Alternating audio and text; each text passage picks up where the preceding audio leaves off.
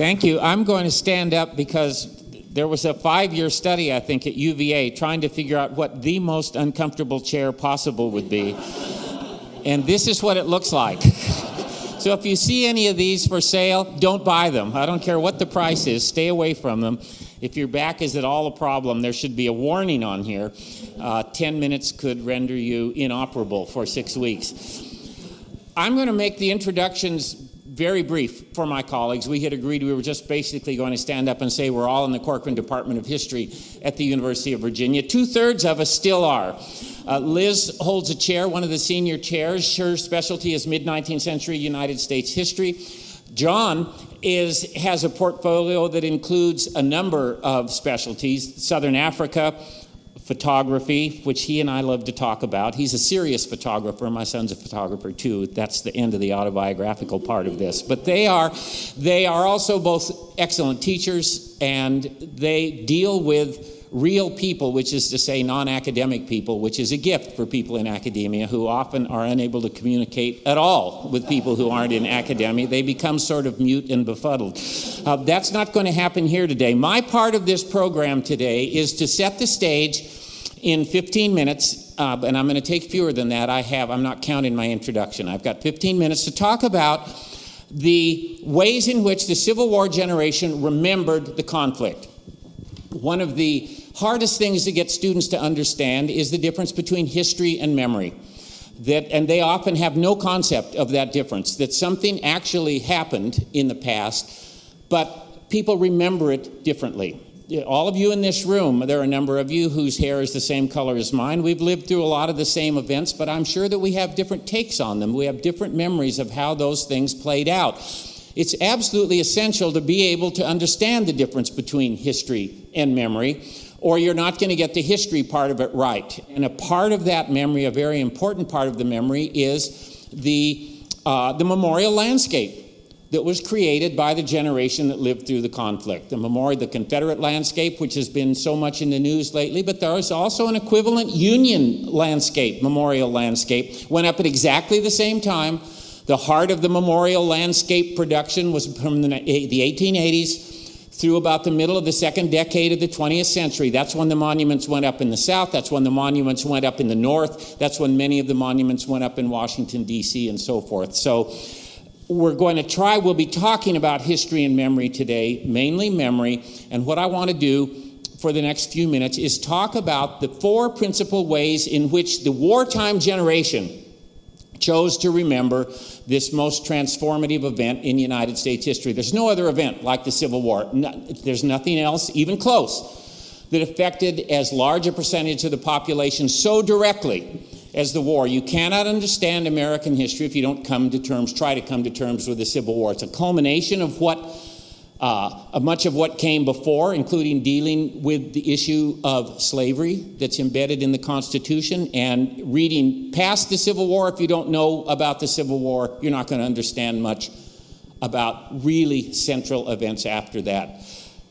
Here are the 4 major ways in which the wartime generation remembered the war. There were about 32 million Americans alive in 1860, and the most widely held view of the war is what I'll call the Union-caused memory of the war. I would say 19 or 20 million people would have said this is the most important way to remember the war. This is mainly the white, loyal population of the United States. That is, the white percentage of the population that opposed secession and tried to defeat the Confederacy. For them, the most important issue of the war was saving the work of the founding generation, saving the constitutional form of government that conveyed to them things that they argued no one else in the Western world had. And those things were a voice in your own governance. Number one, all white men could vote basically in the United States. It's a restricted franchise for us. It was breathtakingly broad within a mid-19th century context. You had a voice in your own governance, and you had the chance to rise economically. Not a guarantee, but a chance to rise economically. You weren't doomed to be what your father was. The poster boy for this is Abraham Lincoln. Lincoln is the personification of the promise of the Union. And their attitude was that a group of slaveholding oligarchs were trying to undo the work of the founding generation. They don't really believe in small d democracy in the southern states, argued these loyal Unionists. And if we don't suppress this rebellion, it will scuttle the work of the founders, and it will probably doom small d democracy in a world that has not really embraced it. And their world is the transatlantic world. That's what really mattered to them. So there's a great deal at stake here and a great deal at stake in a broader sense for those who argued that the Union was something worth fighting for. One of the hardest things to get students to understand is why somebody from Maine would put on a uniform and risk his life to make South Carolina come back into the Union. Why wouldn't that person in Maine just say, finally, South Carolina left. Glory, hallelujah. I've been waiting for this to happen, and now it finally has. If you don't understand the concept of union and how powerful it was, Liz has written a great book on the meaning. That is the most politically charged word in the American vocabulary in the mid-19th century. Union is. Union. We've lost a sense of what it meant. If you don't grasp what it meant, you cannot possibly understand the American Civil War. So it is this. Now, and most of the people who celebrated the Union cause were happy that slavery was dead, but not for the reasons that we would want. They were happy because they saw slavery as the only internal issue that could threaten the integrity of the Union. Getting rid of slavery meant preserving the Union going forward. And it also punished the slaveholders who brought on the war, in their view, and helped defeat the Confederacy. Only a relatively small percentage of the white, loyal population considered this a real moral crusade to get rid of slavery. Some did, but the majority had this other view that getting rid of slavery is related to saving the Union. I'd say 19 million or so people probably said this was the most important outcome of the war. And they did all kinds of things to remember the Union cause. Why do we have Memorial Day, which they call Decoration Day? It was to honor the Union dead, the third of a million loyal soldiers who died in suppressing the rebellion. They erected statues, far more statues than the Confederates did, far, far more. And there in front of courthouses all across the North, the same kinds of things that we have now. The first large veterans organization in American history was the Grand Army of the Republic, made up of United States veterans. It also became the first major lobbying group in United States history, lobbying for veterans' benefits. All kinds of things allowed the loyal citizenry to remember this fight for union. So that's one of the four. The is what we can call the emancipation cause memory of the war. Most of the 4 million plus African Americans in the United States would have said, and some white abolitionists and others would have said the most important thing that came out of the war is the death of slavery. That's the most important thing by far. Of course, it's good that the Union was saved, but a union that tolerated slavery was a deeply flawed union. This is a union without slavery that we can actually be proud of. This is the kind of union that really sends a message to the rest of the world, a union that will not countenance slavery. There are all kinds of ways that African Americans remembered the war as well. They had their own versions. They often called them Emancipation Days. They celebrated them at different times in different states. Juneteenth in Texas, in much of Virginia, they used April 9th, as Liz has written about, because black troops were involved in the final pursuit at Appomattox. But they would have parades, they would have speeches, just as the Union end of things would. They celebrated, as I said, the salvation of the Union. But the central great outcome of the war, in the emancipation memory of the war, is the killing of what Frederick Douglass called the hell-black system of slavery. And so it's gone. It's gone. That's a second. And I would say probably 5 million people maybe would have said this was the most important outcome of the war. 4 million plus African-American people in the United States, and maybe up to 1 million white people. That may be an overstatement. The third memory stream of the war is what we now call the lost cause memory of the war. This is the former Confederate memory of the war. There are about 5 million white people who live in the South. About 500,000 of them didn't support the Confederacy. They supported the United States. So say 4.5 million former Confederates, plus probably another 500,000 who lived in Kentucky and other border states. Kentucky became a Confederate state after the war, as many of you know, when it was safer. It's very safe. Kentucky also ratified the 13th Amendment in 1976. So they thought about it for a century and they thought, yes, slavery's bad. Let's go ahead and ratify that. The Confederate memory of the war, they have a tougher row to hoe. than the loyal citizenry or African Americans who have emancipation to point to. How do you put a spin on a cataclysmic failure, which is what the former Confederates have to do? Among the white population of the United States, Confederates are the only ones who have suffered the kind of defeat that almost every other part of the world at one time or another has known. It's an un-American experience to suffer a shattering defeat in a war, a military occupation for a while, a range of political disabilities. That does not happen to white America. Well, it happened to Confederates, and they also had to deal with the fact that their decision to secede to protect the institution of slavery, and I'll just say parenthetically, that is why they seceded there. And I know lots of people pretend that there's something else going on. Here's what else is going on. Nothing else is going on. You secede to protect the institution of slavery. It's a prophylactic effort to protect an institution that's absolutely the governing social structure in the slaveholding states. And whether you're a slaveholder or not, you have a stake in slavery because it lets you control black people who you know don't want to be slaves, although you pretend later they love being slaves. God, the great old slavery days. They knew that wasn't true. They also believed, and they were right, that the Republican Party threatened the long-term viability of slavery. Why would they think that? Well, because Abraham Lincoln said it in the late antebellum years. The country cannot exist in the long term half slave and half free. It's going to be all one or all the other.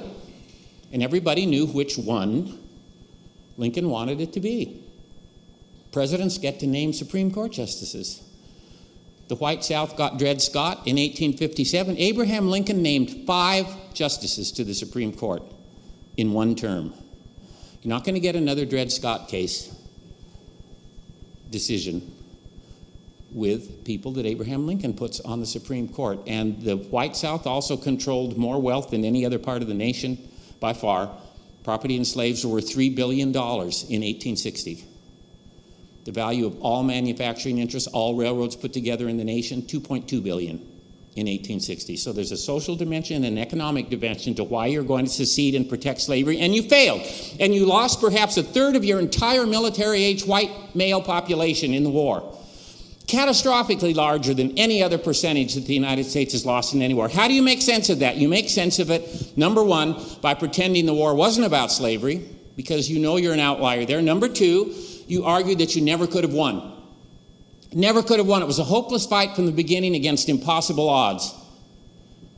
And it was for high constitutional principle. We argued the Confederates are the real inheritors of the Revolutionary era tradition. And we fought a good war, a good fight for high principle, and we lost because the Yankees had too much of everything. And so here we are. And we can walk away from this with some sense of honor, even though it was a catastrophic failure that lost one of the great ironies in American history. Is the thing that secession was intended to preserve would have lasted probably for a half century at least. It's gone in 4 years because of this effort to protect it. And the person at the center of the lost cause understanding of the war is R.E. Lee. You can talk about him without talking about slavery very much. He is a good general. He's a Christian gentleman. He has a lot of pluses that you can talk about. So that's the lost cause version. That's the version that's in place in Charlottesville. That UVA, of course, was a Confederate institution during the war, virtually emptied the place out during the war. All the young men from UVA went into the Confederate Army. Why wouldn't they? It's the flagship university in the most important slave-holding state in the nation. What, are they all going to say, I think I'll join the Union Army? No. They go into the Confederate Army. The fourth memory tradition is the reconciliation cause tradition. This came really later in the century, and it involves some people in the North and some people in the South saying, let's don't talk about who was right or wrong. Let's talk about the American virtues that were on display during the war. And that is gallantry and devotion to a cause. We won't talk about which cause was better or not. We're going to airbrush emancipation and black people out of the picture and just talk about the war as a great trial for the nation that resulted in a reinvigorated republic that by the end of the 19th century had the largest economy in the world and was poised to become a great nation on the world stage. If you want perfect examples of reconciliation cause rhetoric, you can go online and Google Woodrow Wilson's speech at Gettysburg on the 50th anniversary in 1913, or Franklin Roosevelt's speech at Gettysburg on the 75th anniversary in 1938, those are perfect examples of reconciliationist rhetoric. Not a mention of the cause of the war, not a mention of slavery, not a mention of who was right or wrong, just these gallant old veterans here who fought bravely in the war. So those are the four main traditions. For a long time, the lost cause was very prominent in national understandings of the war, and key films played a role in that.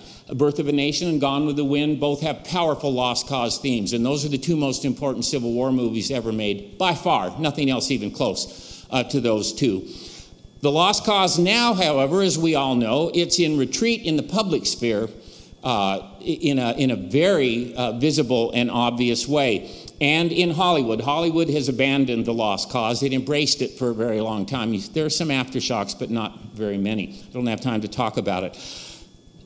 The emancipation cause has become, I think, the default understanding of the war in many ways in the United States now. It has, and this has really changed since the centennial when I was a boy, where it was reconciliation and the lost cause were most obvious. That's not true now. Lost cause is receding quickly. Emancipation cause advancing dramatically. Reconciliation is always around in one way or another. It's all Hollywood loves it, and it's a kind of a good story. I won't step on Liz's toes here. I don't know exactly what she's going to say, but her work on Appomattox is sort of seen as the point where reconciliation really begins. Lee and Grant, and I won't say anything else there. But it's a powerful image. When you drive toward Appomattox now, you see these big billboards that say where the healing began. I won't say any more about that. The cause that's absent now, and here's another one of history's little ironies, is the Union cause. The Union cause is nowhere to be seen now because we don't understand what Union meant, and we have no sense of the Union cause, and yet it was by far the most widely held of these understandings of the war among the wartime generation itself. So it's a wonderful way to look at how memory plays out differently than history might have, and how complex memory is. There's almost never just one memory of anything. And Liz is next. All right, friends, I'm going to elaborate on what Gary has told you by focusing some on the South and suggesting that the contest between these four memory traditions, which Gary sketched out, helps explain what we see on the Southern landscape, namely Confederate memorials. And that contest and its winners and losers and ebb and flow over time also helps to explain what we don't see. I'm going to try to bring to light a sort of hidden history of Southern Unionism or of anti-Confederate Southerners. So to build on Gary's comments about the lost cause tradition, it is important to note that Confederate statues, which proliferated at the time the lost cause was at its peak of popularity, late 19th, early 20th century, these Confederate statues were designed to embody the lost cause tradition that Gary has described. The statues were never merely commemorative, that is, designed to mourn the dead. They were overtly political. The Lost Cause message was a political message. The essence of the Lost Cause creed, as Gary has explained, was that the Confederate War was righteous. And this was a set of arguments that the Southern way of life, slavery included, was noble and benign, and also an argument, very much a central lost cause tenet, that Southerners were unanimous in their desire to defend that benign and noble way of life. So Confederate statues that went up in places like Charlottesville in the late 19th century and early 20th century had political import and messages built right in. They were intended to control the present of the people who put them on, that turn of the century era. They were also intended, in a sense, to shape our future. The statues were intended to symbolize white supremacy and to guard against challenges to white supremacy. The statues in the Lost Cause tradition were intended to give white Southern political dominance a sort of air of certainty and of timelessness. And in terms of eras in American history, this period, a turn of the century era in which we see such a romanticization of the Old South and the Confederacy and the lost cause tradition, goes hand in hand with a prolonged campaign in that same era of white supremacist terrorism and violence that was an effort to stamp out black citizenship, stamp out voting, and to impose Jim Crow segregation. All these things go together. And in terms of the sort of complex relationship between these memory traditions, Gary has written brilliantly on this subject. This era of an ascendant lost cause worked hand in hand with that reconciliation impulse. There was an affinity between the lost cause memory tradition and the reconciliation tradition. And perhaps the best way to put this, it's complex, is to observe that the lost cause defense of the South, the lost cause creed, represented the conditions on which the white South would accept reunion. That is to say, white Southerners were willing to reconcile with the North, provided white Southerners could have a share of the moral high ground in the story of the war, provided Northerners were willing to celebrate Confederate heroism and to stay out of Southern politics. Those were sort of the conditions on which former Confederates would agree to reunion. And many white Northerners accepted those terms of reconciliation, if you will, because of a shared commitment to white supremacy, racism, a deep and profound problem in the North as well as in the South, and also because of a belief on the part of many Northerners who embraced reconciliation that unity among whites nationally was a necessary precondition for economic prosperity, for global power, for the nation to thrive. So the power of the lost cause tradition in the late 19th century and then well into the 20th, as Gary explained, helps to explain why there are Confederate statues in Charlottesville and all across the South. That tradition and its persistent power also explain what we don't see. And let me explain what I mean by that. The lost cause memory tradition, as Gary suggested, was an effort to suppress rival and competing memory traditions that celebrated the Union victory and celebrated emancipation, celebrated those things as righteous and as great achievements for humankind. Lost Cause tried to suppress those traditions. So the Lost Cause tradition, again, with its emphasis on Southern unity and unanimity. Key figures in the Lost Cause tradition are the so-called faithful slaves who stood by their masters during wartime, for example. The Lost Cause tradition conceals the fact that 150,000 black Southerners, most of them ex-slaves, fought for the Union Army. This is the most important sort of element of Southern Unionism that I'll highlight today. And these soldiers represent a vanguard from a larger mass exodus during the Civil War, a mass exodus of slaves from plantations to Union lines. Freedom followed the Union Army in the Civil War. As the Union Army penetrated the South, slaves calculated that flight might succeed. They left plantations and farms to go to the Union Army, lobbied hard to be enlisted as soldiers, finally were en masse in 1863. It's important to note that black Southerners who fled farms and plantations, oftentimes as family units, women and children included, African Americans in the South, contributed to the Union war effort in a huge range of ways, not only by wearing uniforms, but also as scouts, spies, nurses, teachers, and so on. Most famous example, Harriet Tubman, who was a wartime scout for the Union Army after a long and heroic career in the Underground Railroad. So this African American contribution to the Union war effort was acknowledged during the war itself by the Union's preeminent leaders as absolutely decisive to Union victory. Lincoln and Grant both paid tribute to these contributions. Grant, for example, regarded emancipation in conjunction with black enlistment in the Union Army as the heaviest blow yet given to the Confederacy, as he and Lincoln saw it.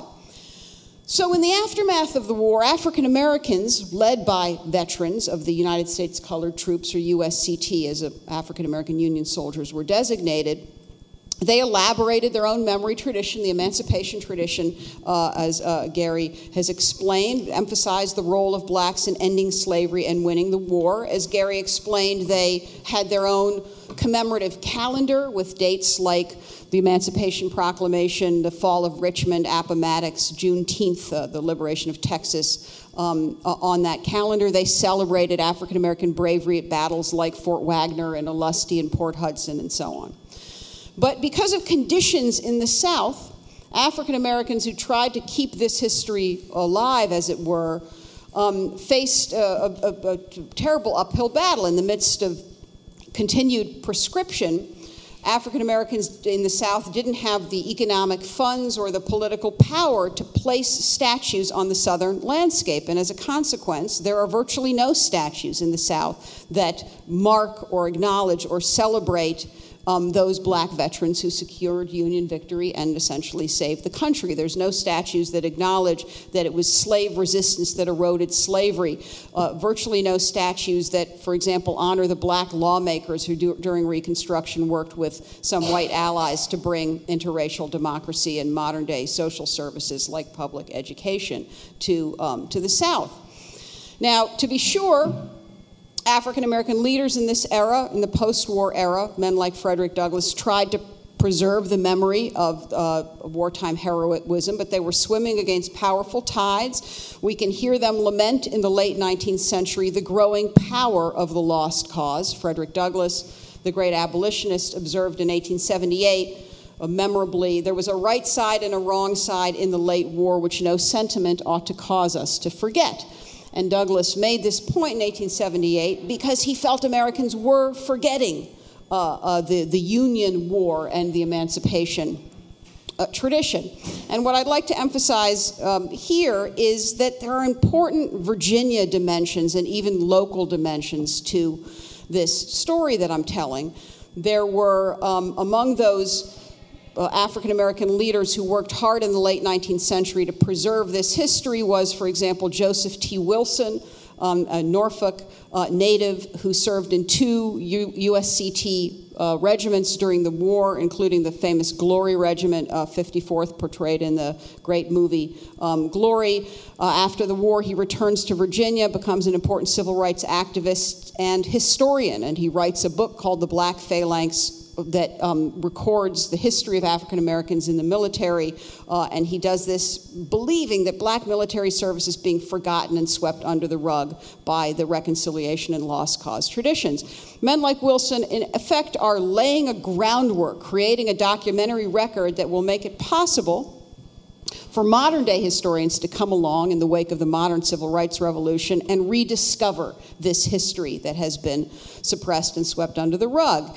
And we've been very focused on this history in our new UVA Civil War Center, the now Civil War Center, which Gary founded and of which I've served as associate director, has uncovered some fascinating stories of local USCT men. For a long, long time, it was assumed that there was no USCT story here in Albemarle County. The Union Army doesn't arrive on the scene here until very late in the game, until March of 1865. Difficult for black men to reach the Union Army and to enlist African American men in Albemarle County. But as we researched the USCT, we found that there are significant numbers of men in Albemarle County born here who serve in USCT regiments. And these men are men with Albemarle roots, Albemarle birthplaces, native to the county, who are dispersed over the course of the antebellum period and war, dispersed by the slave trade, dispersed by migration, dispersed by flight. And they then enlist in all the places that they are dispersed to, in Pennsylvania, Louisiana, Kentucky, all across the country. We have discovered the names of 250 such men, and we're trying to reconstruct their stories. Now, these stories yield some wonderful sort of human interest stories. The story, for example, of James T.S. Taylor, a free black here in Albemarle County who fled to Union lines in Northern Virginia, joined a regiment in D.C., and returned to Charlottesville after the war to become a prominent Republican politician and activist. But all of these individual stories also tell a bigger story. That is, even from this small data set of 250 men, we can address some big themes. One of those themes is the Virginia roots of the USCT, these 150,000 men who fought, African-American men who fought in the Union Army. Generally, when we reckon which state contributed the most soldiers to the USCT, we do it by where men enlisted, the recruiting station they found and enlisted at. So many enlisted in Kentucky, so many in Louisiana, and so on. If we reckon these numbers based on where men were born, will find Virginia to be the heart of the USCT because of the ways that Virginia was at the heart of the slave system. And men, again, with Virginia roots populate the USCT and are essential to saving the Union and their USCT service. We can also observe, if we look at that history of black soldiers, we see in practice and at work a particular kind of nationalism and patriotism, distinct sort of nationalism and patriotism. And I'll pick up here on a point Gary made about the way the Union figured in the emancipation tradition. These African-American men who joined the Union Army were fighting for, as one scholar's put it, the unfulfilled Union. Not the Union as it was, but the Union as it might be and should be. And they faced, again, prescription in the South, discrimination in the North. They were fighting to make the Union uphold its founding ideals. That's very much how they saw their project. And then finally, in terms of the big significance of this small data set of 250 local men who fought for the Union Army, these stories matter because they remind us that although it's our shorthand to equate the South and the Confederacy, to say, the South lost the Civil War, the North won the Civil War, in fact, we shouldn't do that. That shorthand is very misleading. There were substantial numbers of Southerners who supported the Union. Of course, African Americans were Unionists for obvious reasons, but here I'll pivot and tell you something that will be more surprising to you, and that's that there was a small but symbolically significant number of white Southerners who sided with the Union during the Civil War. And again, this is a history that has been largely swept under the rug. I'll quote you some striking statistics. A historian named William Freeling has recently written a book called The South versus the South. The title of the book sort of gets at the thesis, divisions within the South. And Freeling notes, as I've just noted, that Southern African Americans supplied 150,000 Union soldiers. But he also notes that whites from the border South slave states, Kentucky, Maryland, Delaware, and Missouri, supplied another 200,000 Union soldiers, and that Confederate state whites added another 100,000 Union soldiers. So you have 300,000 white men from slave states fought in the Union Army. 300,000 white men from slave states fought in the Union Army. Now again, perspective is very, very important. That number of 100,000 white men from Confederate states, states that seceded, fighting for the Union, is a small fraction of the 900,000 men from those Confederate states who fought for the Confederacy. But that, though a minority, these Unionists are very, very significant. They were thorns in the side of Confederates. They were symbolically very important to Northerners, for whom the purpose of the war was to bring the errant Southern brethren back into the fold. The presence of white Southern Unionists gave Lincoln and Grant and others hope that Southerners could be restored to the fellowship of the Union, that this group could be somewhat of a vanguard. These Unionists represented for Northerners the tyranny of the Confederate government. The Confederate government did all it could to stamp out white Southern Unionism. Unionists were targets of Confederate policies, or property confiscated, forced into the Army, imprisoned, intimidated, harassed, and so on. And they became sort of martyrs, very visible martyrs to the Union cause. And here, too, I'll begin to wrap up now. we should observe that this is a story with local stakes and local dimensions for us in Virginia. To give a few examples, the state of Virginia provides some of the most significant white Southern Unionists in the Union War effort. Union Generals Winfield Scott and George Thomas were Virginians, and a figure who I've written a book about, endlessly fascinating woman named Elizabeth Van Lew, a Richmond-born elite white woman in the Confederate capital, ran the most important Union intelligence gathering, espionage operation during the Civil War. And she had a Union underground, a sort of interracial band of Unionists always sort of dodging the Confederate authorities, funneling information to U.S. Grant during the final year of the war. And here, too, there's even a local story in a more particular sense. The Now Center in our research on Southern Unionism has discovered the names of some 58 UVA alumni who fought for the Union. And again, this is a small fraction of the men who fought for the Confederacy, but it's a fascinating group of men. And again, a small sample allows us to address big themes. In this case, the big theme is divisions. Unionists were very divided among themselves, these white Southern Unionists, and those divisions help explain why it was they couldn't stem the tide of secession.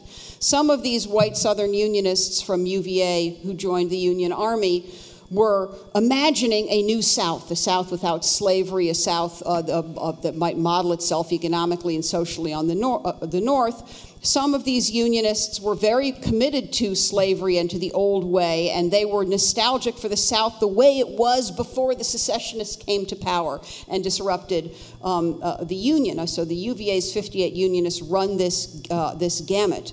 But the story of UVA's Unionists also is a window into one of the most sort of enduring themes in Civil War scholarship, and that is the theme of how the war divided families against each other. And we see that very clearly in the Breckinridge family. One of these UVA Unionists was a young man named Joseph Cabell Breckinridge, born in 1842 to a prominent Kentucky family, enrolls in UVA in 1858. Joseph Cabell Breckinridge had two brothers in the Confederate Army. He had a cousin, John C. Breckinridge, who was a Confederate general and Secretary of War, but Joseph and his brother Charles chose to fight for the Union. This family divided right down the middle. Joseph would serve under George Thomas, the famous Virginian Union general. He'd fight in the Battle of Shiloh. He'd be taken prisoner outside of Atlanta, eventually released. And this man was deeply patriotic. He would remain in the Army after the Civil War, fight in the Spanish-American War, be an active member of the Grand Army of the Republic, the Venerable Veterans Organization, on the Union side.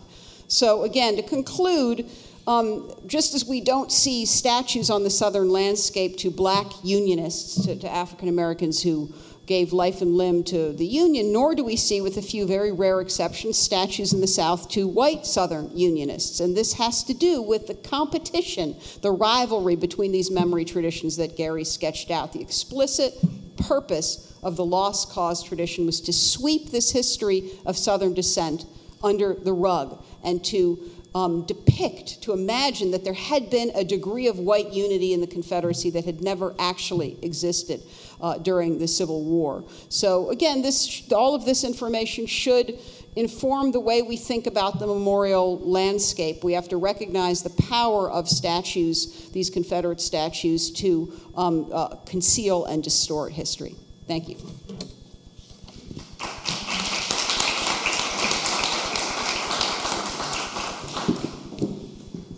Well, I'm going to agree with Gary. These are horrible. Really terrible. The only good thing about this chair is that it did not collapse under my weight. So I'm very happy about that. And now I'm going to try to do two things at once, which is to hold this microphone and to work the clicker. So wish me luck on that. I'm going to start where Gary and Liz we're talking about. I'm going to start with the Civil War, but then I'm going to move forward. I'm going to move into the late 19th and early 20th century, and I'm still concerned with memorial landscapes. I'm concerned with how we see things, how we understand history, the difference between history and memory. But let me start here. This is, as you probably all know, Charlottesville's statue of Robert E. Lee downtown across the street from the library and the Historical Society. I've been thinking a lot about Confederate memorials, and I've been thinking a lot about Robert E. Lee over the last 2 years, and it's not because I'm a Civil War historian. I am not. I'm not even a historian of the United States, really. But I served on the Blue Ribbon Commission, the Charlottesville City's Blue Ribbon Commission on race, public memorials, and public space. And what our Blue Ribbon Commission was supposed to do was to make recommendations to City Council about what to do with our Confederate memorials. And along the way, we were also supposed to make recommendations about how Charlottesville could remember other histories that haven't been properly remembered, properly told. So Gary and Liz have both done a good job talking about these two statues and their various meanings. And this is obviously Stonewall Jackson. Let me go back to Lee. I learned a lot from both Gary and Liz when I was serving on the commission because I had a lot of questions and they had a lot of answers. And what they both told me was that when we look at a statue like this, it has layers of meaning, right? So there is a layer of meaning to this statue which embodies the lost cause, that heroic and honorable fight for the South. There's a layer of meaning that has to do with the era in which it was erected. It was the era of Jim Crow. I'll say a little bit more about that, but it's an era where African Americans have been effectively stripped of their constitutional rights. Segregation is a powerful force here in Charlottesville. Racial terror is a part of the everyday life of African Americans, whether it's a lynching or the rise of the Ku Klux Klan. So it's that period where this statue is erected. That's part of the meaning of this statue, is to send a message to the African American community. And of course, part of it is now what happened on August 12th. You know, the death of Heather Heyer, the blood of Heather Heyer is now part of the meaning of this statue, the terrorist attacks on Charlottesville last summer. So I've been thinking a lot about statues. I've been thinking a lot about meaning, and I've been thinking a lot about how they speak. They speak in a visual language, right? And they tell particular kinds of stories in a powerful visual language. You don't have to know very much about Stonewall Jackson to understand that you're looking up at a heroic man. You're looking up at somebody who is admirable. You're looking at somebody who was clearly a warrior, and a warrior that we sense immediately for a just cause. This is a very powerful message, and like I said, you don't have to know very much about the man himself to understand it.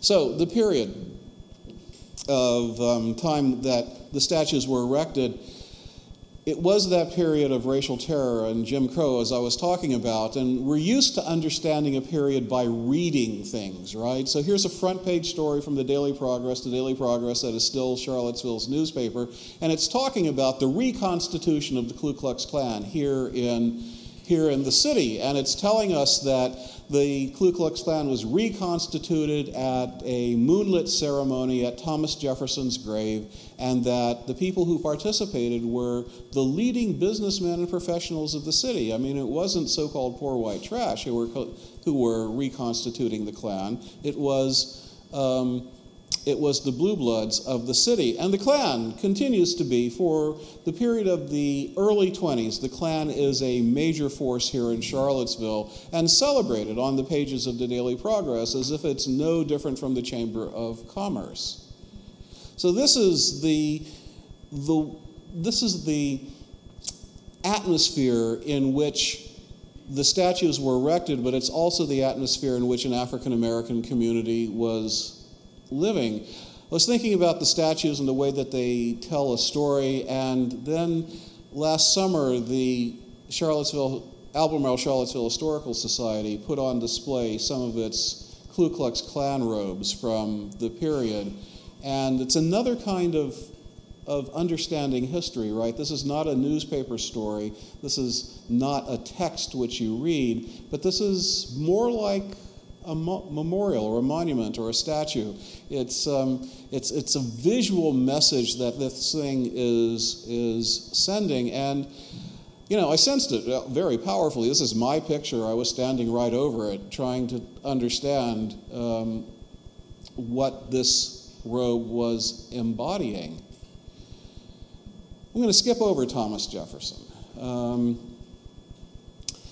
I wanted to say something about the complex legacy of Thomas Jefferson. I wanted to honor him for creating this university. I wanted to honor him for writing the words that we hold these truths to be self-evident, that all men are created equal and endowed by their Creator with certain unalienable rights, among which are life, liberty, and the pursuit of happiness. I mean, those are very, very powerful words, and there's a reason why people like Martin Luther King quoted them all the time, because they embody what we really want this country to be all about. But there's another side of Thomas Jefferson, a side of Thomas Jefferson that helped to set the stage for the kinds of things that I've been showing you, that set the stage for the society that erected those monuments, for the society that created the Ku Klux Klan, for the society that created a Jim Crow society and enacted racial terrorism on African Americans.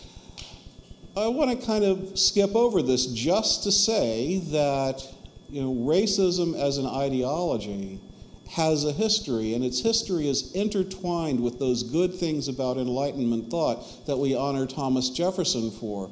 But I also wanted to note that there's a real local connection to white supremacy, to the ideologies of racism that we were talking about. Professor Paul Barringer of the University of Virginia wrote in 1900 a pamphlet that was called The American Negro. And if you scratch a Negro, you find a savage. And it may be asked what our African American is, the true Negro, the lowest of the blacks. And he wrote this in 1900. This is 2 years after the last lynching in Charlottesville, which was in 1898. It happened at what is now the entrance to Farmington Country Club. An African-American man who had been accused of rape was taken off a train and hung from a locust tree right near the tracks.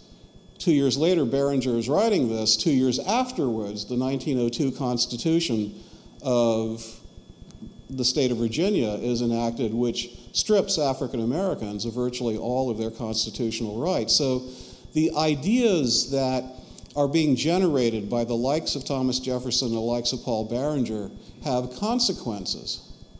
And it's a period where the University of Virginia really has become, very self-consciously, an intellectual home of white supremacist thought. It's a terrible period for African Americans here in Charlottesville. And I've been thinking about, well, how do we understand this visually, right? That Liz was talking about the kinds of history that are not memorialized, that are not part of the landscape.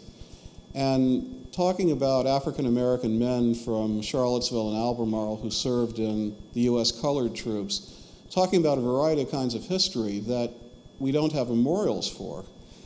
When I was serving on the Blue Ribbon Commission, we heard lots of people tell us that we wanted memorials to African American history here in Charlottesville. But building statues is really expensive. Building out of stone and bronze and marble is tremendously expensive, and it's hard to do. Been thinking about, how do we visualize this other history?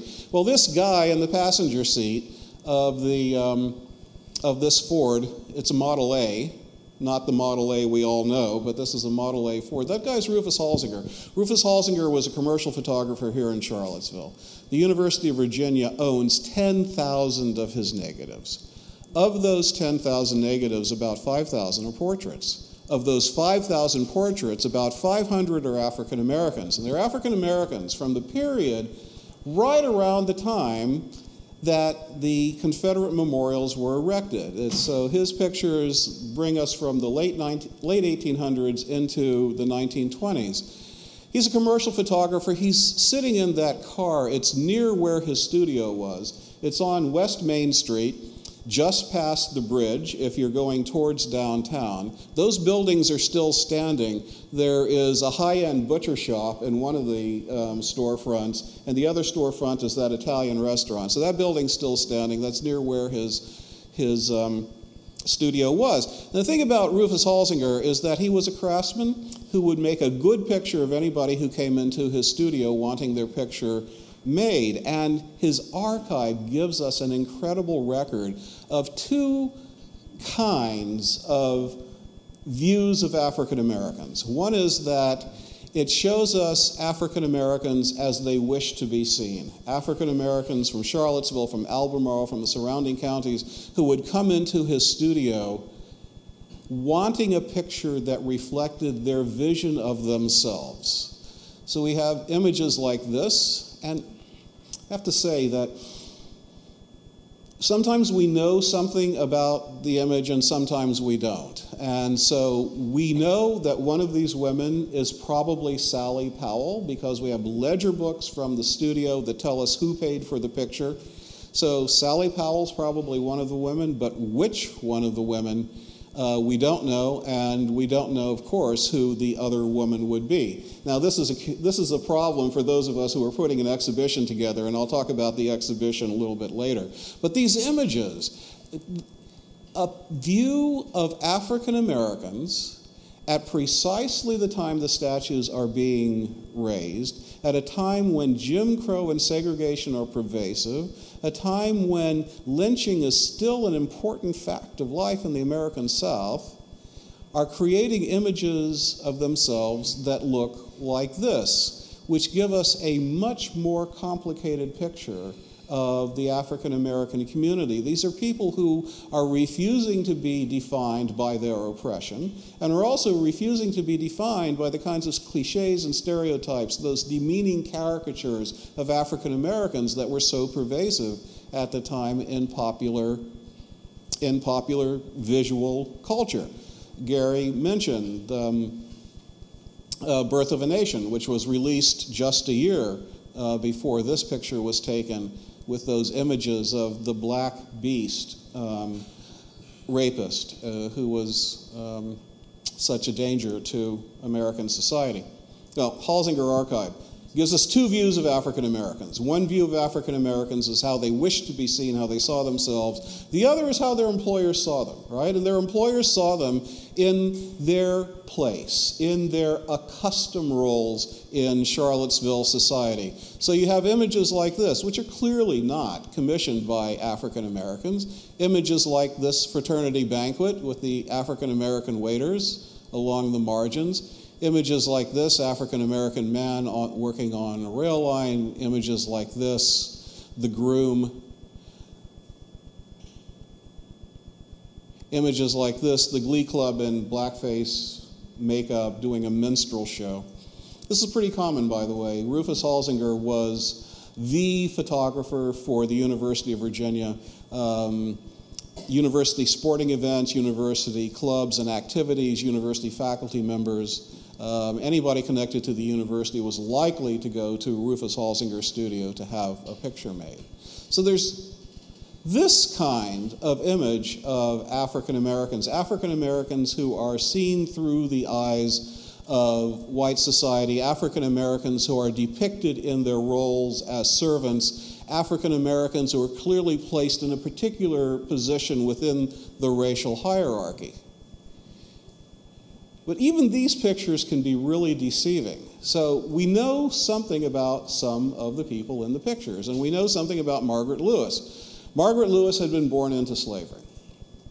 But after the Civil War, she became one of the key people in the creation of a school here in Charlottesville for freed people, for former slaves. Two school teachers from New England, white school teachers, came to Charlottesville to open a school. They couldn't have done it without Margaret Lewis. Margaret Lewis was their connection to the African American community. Both of them wrote memoirs about their time here in Charlottesville, and they talk very highly about Margaret Lewis and about her husband, who was one of the teachers in the schools. So, yeah, she was beloved as a nursemaid to a whole series of prominent Charlottesville families, and when she died, she had a very respectful obituary in the paper talking about her as a faithful and loyal servant. But the other part of her was as somebody who made it possible for the freed people to get the kind of education that they so craved.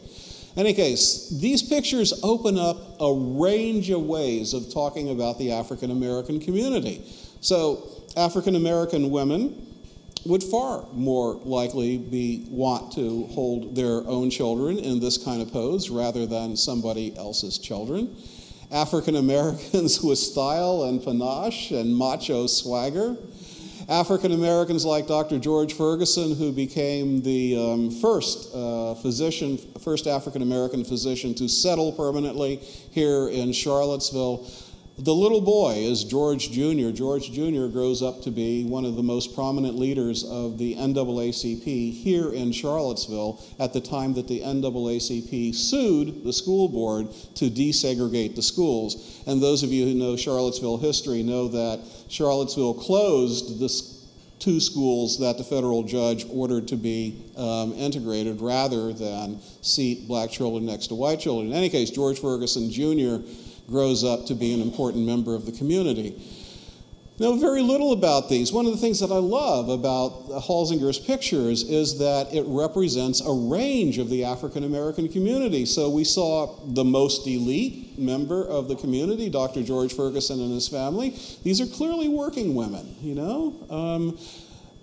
But they are presenting themselves to the camera with as much dignity, with as much self-possession as the Ferguson family did. So what I love about these photos is their ability to open a window on the African American community that has simply been closed, and to show us things that we haven't seen and don't know. So what are we going to, and this contrast here, right? So Fayette Johnson going to the studio, having proudly served in the Army during World War I, fighting overseas for freedoms that he did not have here at home. The Daily Progress chooses to caricature African American servicemen like this. So what do we want to do? I'm going to skip over this and skip over these pictures, as powerful as they are. Pictures that show us community as well as individuals. African American church that was torn down during urban renewal here in Charlottesville. African American businesses, football teams. There are a group of us, faculty members here at UVA. Computer science, the English department, the Woodson Institute. We're curating an exhibition. We're in the early stages of that. We want to bring these pictures out into the public. We want to put them in the landscape. We want to make them a way of visualizing a history that most Charlottesvillians don't know or have forgotten. We're planning 2 exhibitions, one here, one at the African American Heritage Center downtown. The one here will be for teaching. The one downtown will bring these images out into the community. They will be exhibition quality prints. After the exhibition, we're going to give them away. We want them at the courthouse, at City Hall, in the schools, in churches. We want an online component. One of our members is a computer scientist, and he's also involved in digital humanities. We want a deep and rich online experience where you can do all kinds of interesting things, and we want to literally put the pictures on the landscape. So this is a kind of proof of concept. This was done, as you can see, 2015 at the Look 3 Photo Festival, but very inexpensively. You can make these more than life-size enlargements of these images and put them up on the walls. And so we're imagining these as murals on blank walls all over the city of Charlottesville. So even without text, we're changing the way that people in this city understand their history. And I'm going to end right here because this is my favorite picture and she's so beautiful.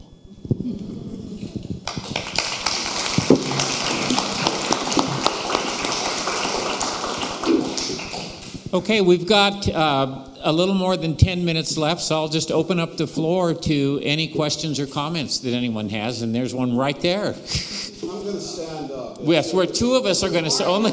Sit down and stand up. And we're casting no blame at the people who put these chairs in here. Althea, you're off the hook. You're off the hook. Yes. You said that while the statues were going up in the south, that there were many more statues going up in the north. Right. And I've seen, of course, the Johnny Reb statue in Court Square. And over the years, I've gone north and looked at some of the statues up north. And it's interesting. You look at the faces, and it's the same face, different equipment, different uniforms. But I understand that that's because these statues were being made by the same foundry in Massachusetts and maybe in Chicago. And so, and the same with the Lee statue. You look at the Grant statue in D.C. They look very similar, except for the two men. They're both on horseback, etc.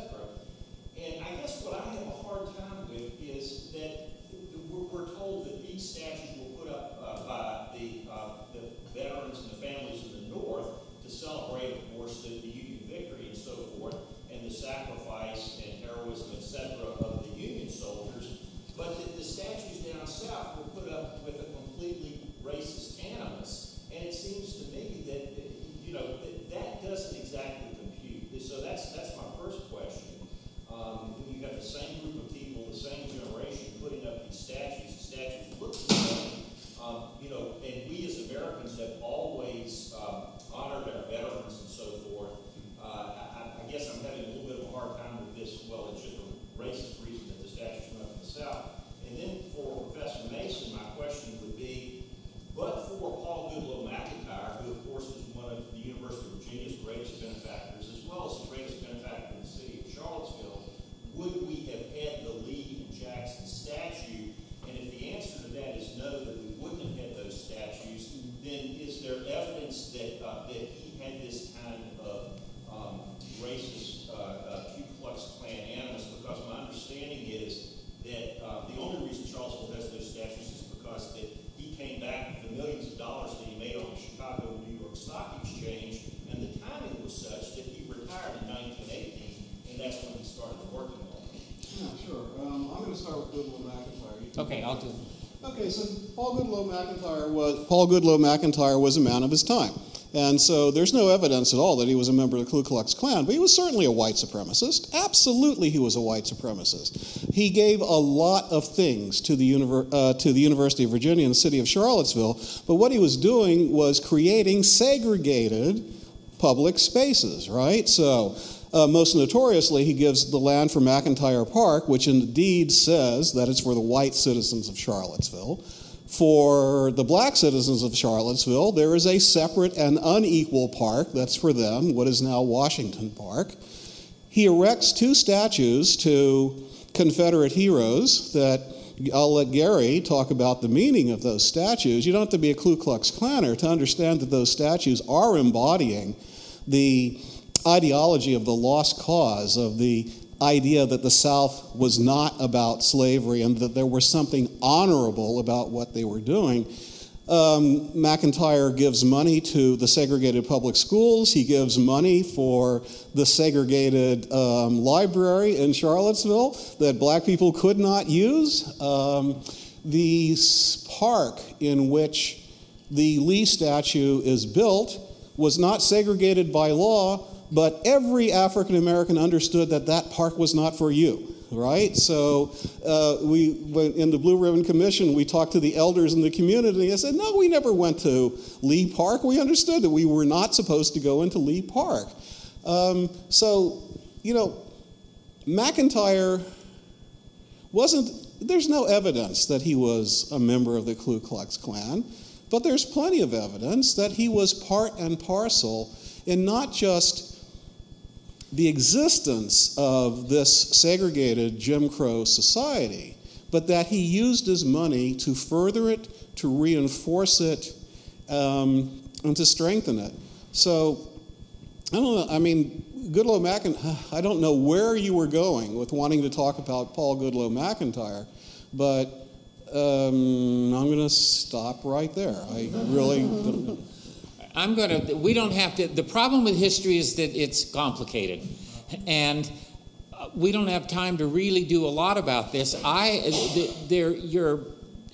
All elements of the Confederate memorial landscape are not the same. And I divide the ones in Charlottesville into two groups. I put the statue in the University Cemetery, which went up in 1893, the tablets that were on the front of the rotunda, which went up in 1906, and the monument in front of the courthouse downtown, which went up in 1909. I can consider those actual Confederate monuments because the impetus for them came from ladies' memorial groups and actual veterans.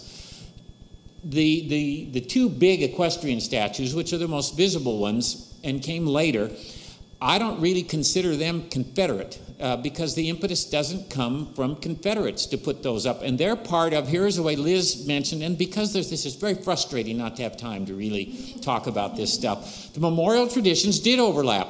And there is a major overlap between the Lost Cause and Reconciliation. And the statue that went up to R.E. Lee here in 1924 was 1 year before Congress, at the instigation of a member of the House of Representatives from Michigan, said that Arlington would become the Lee National Memorial. That's 1925, that Congress decided that the Arlington House that we all know would become a memorial to R.E. Lee. The very next year, the United States Mint issued a coin, a real coin, not just, an actual coin you could go buy 50 cents worth of stuff with that had R.E. Lee and Stonewall Jackson on it, and celebrated what was then an effort underway to create a huge Confederate monument at Stone Mountain, Georgia. Gutzen Borglum was at that point going to be the sculptor. That changed later. But my point is, this is part of a much broader, this isn't just something that's happening in Charlottesville. It's part of a much broader national trend that sees these two interpretive streams from the Civil War generation coming together.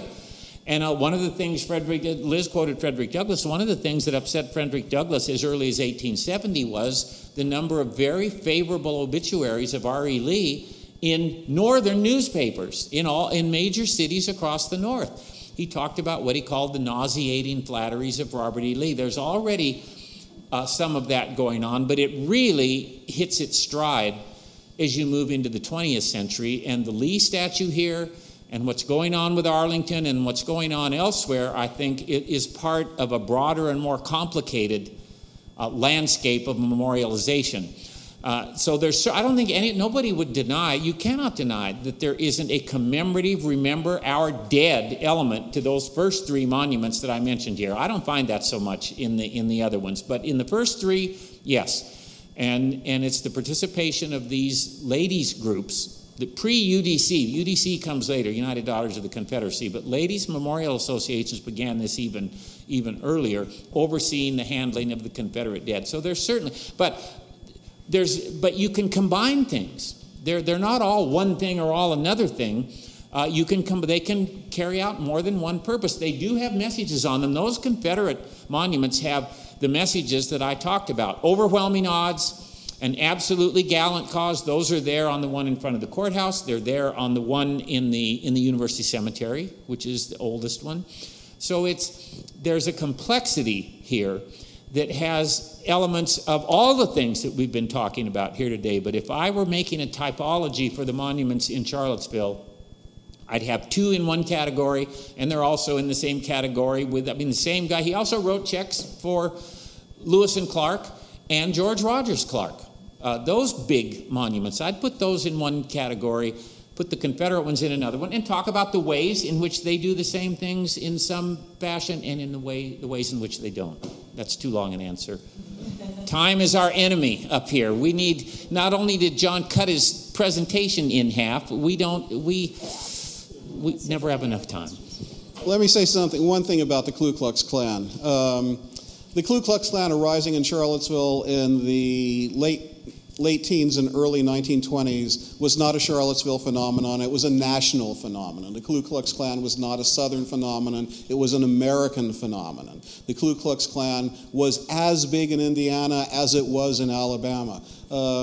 It was what historians call the Second Klan. The Klan paraded down Pennsylvania Avenue in their regalia flying American flags. So it's not if there was one thing that white Americans in this period could agree on, it was white supremacy. So the Klan was a national phenomenon. The belief, the value of white supremacy was a national phenomenon. So I'm not so worried about memorials going up in the North and the South when you understand that, this reconciliation between North and South was on the backs of African Americans. Okay, one more quick. For Liz. Yes. Oh, well, it doesn't matter. Go ahead. Yeah. My question was, what was the commission's ultimate recommendation on legal? We gave the city two recommendations about the Lee statue. We said that one recommendation was built on my understanding that the Lee statue is an historical record and that should be available to be read as an historical record, that it should not be destroyed or removed, and so he said, leave the statue where it is, but transform it visually so it opens up to multiple interpretations.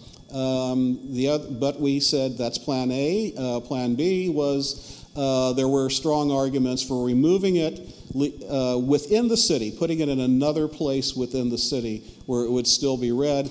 The recommendation for the Jackson statue was to leave it in place but also transform it visually so it opens up to multiple interpretations.